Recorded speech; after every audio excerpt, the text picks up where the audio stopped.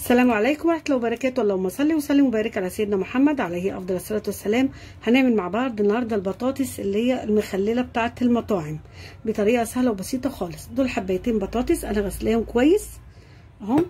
هنعمل فيهم ايه مع بعض؟ محضرة مية حط عليها حوالي ربع كده معلقة ملح، وهنزل بالبطاطس بتاعتنا زي ما هي كده، وهسيبها تتسلق. هتتسلق 3/4 سوا بس. دي البطاطس بتاعتنا بعد ما سلقناها. انا سلقاها بحب اسلقها كده بقشرها. هبتدي ان انا اقشرها كده، بس هي متماسكه ازاي. شيل من عليها القشره. الملح بيساعد برضو على ان القشره تتقشر بسهوله. البطاطس يا جماعه بعد ما قشرناها، والبطاطس لما بيكون فيها القشره بتخليها متماسكه كده، هقطع البطاطسايه كده بتاعتنا نصين ما شاء الله كده. ببتدي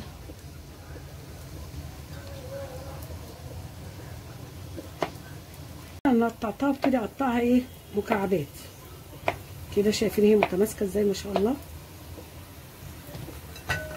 قطع البطاطستين بتوعنا كده يعملوا لنا كميه حلوه. البطاطس دي لما بتيجي جاهزه جنب الاكل بيكون طعمها خطير.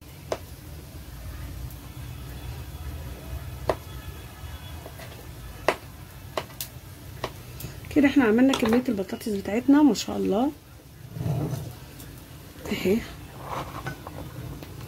هنعمل ايه بقى مع بعض؟ هنعمل بقى التتبيله اللي بتتحط على البطاطس بتاعتنا المخلله، تعتبر من المقبلات. بصوا بقى يا جماعه، دول شويه كركم، فلفل اسود، من كل حاجه كده ربع معلقه ملح عشان احنا حاطين ملح في السليق، بابريكا، كمون، كزبره، ودوت شويه شطه. دي اول حاجه هنحطها. هننزل عليهم بقى دول شويه خل، معلقه خل صغننه كده. عليهم بقى حوالي 3 معالق زيت.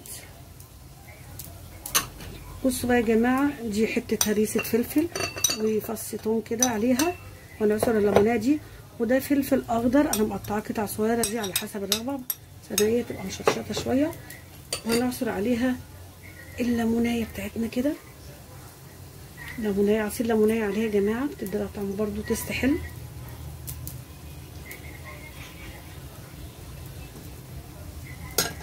هنقلب بقى التتبيله بتاعتنا كده. عملنا، شايفين شكل التتبيله بتاعتنا خطيره. هنحطها على البطاطس بتاعتنا، وهننزل بقى احنا قلبناها، وهننزل بالتوابل بتاعتنا كده دي كلها كده ما شاء الله اللهم بارك. وهنقلبها يا جماعه، هنقلب البطاطس. شايفين كميه البطاطسين بتوعنا، يعني عملوا كميه كويسه. بيجي طبق صغير فيه شويه صغيرين بقد كده. بصوا بقى، انا محضره معلقتين كده بقدونس عليها، وهنقلبها بقى كده جاهزه على الاكل. احلى بطاطس مخلله بتاعه المطاعم بطريقه سهله وسريعه.